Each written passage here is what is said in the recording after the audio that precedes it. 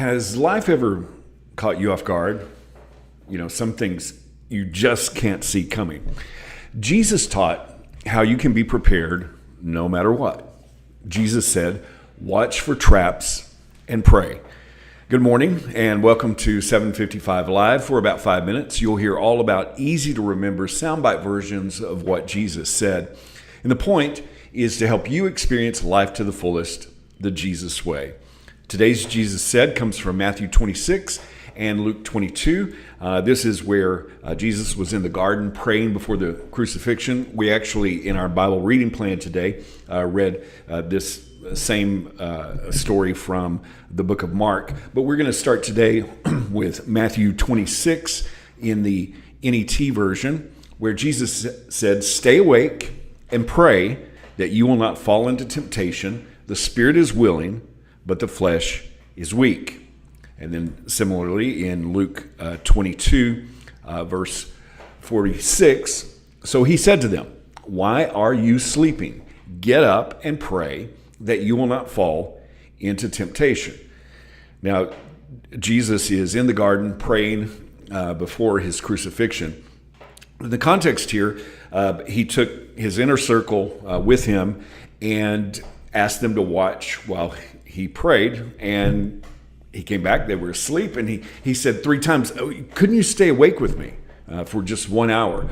Jesus knew what they were about to face. He was about to be arrested and crucified, and he knew that these disciples would need strength to not run away.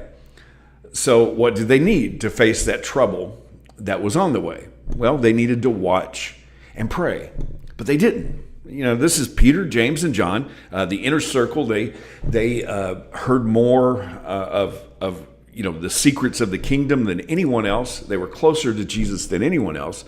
And when the going got tough, well, they got going. If the last few years has taught us anything, it's that we don't really know what's ahead.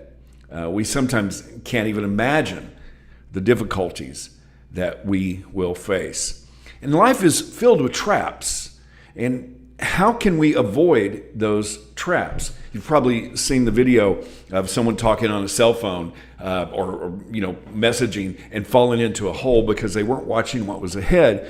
Well, Jesus said, watch and pray so we wouldn't fall into temptation.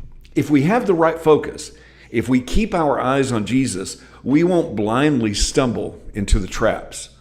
But our flesh, our humanity, our emotions, and our selfish desires are really the biggest trap in our way. In Matthew 26, Jesus said that the spirit is willing, but the flesh is weak. And Jesus asked the disciples, couldn't you stay awake? Couldn't you pay attention for an hour?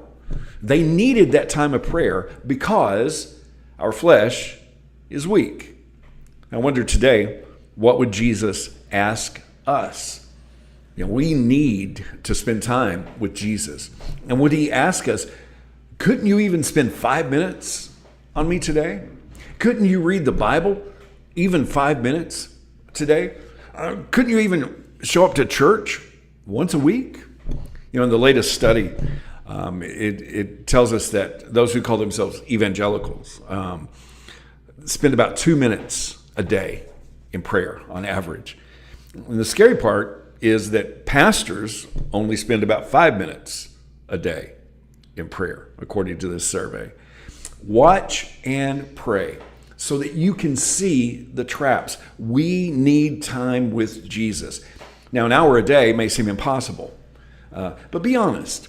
How much time are you actually setting aside each day to spend time with Jesus? And how can you increase that? Well, start small.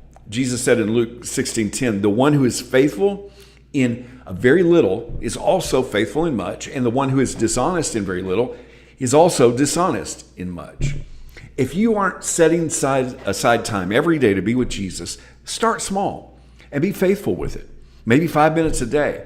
And if you are doing that but need more, well, add just a little bit. Add 5 minutes. Put it on your calendar. Set your alarm 5 minutes earlier. Make a place to shut out distractions and make a commitment to do that for a week. You know, the spirit is willing, but the flesh is weak.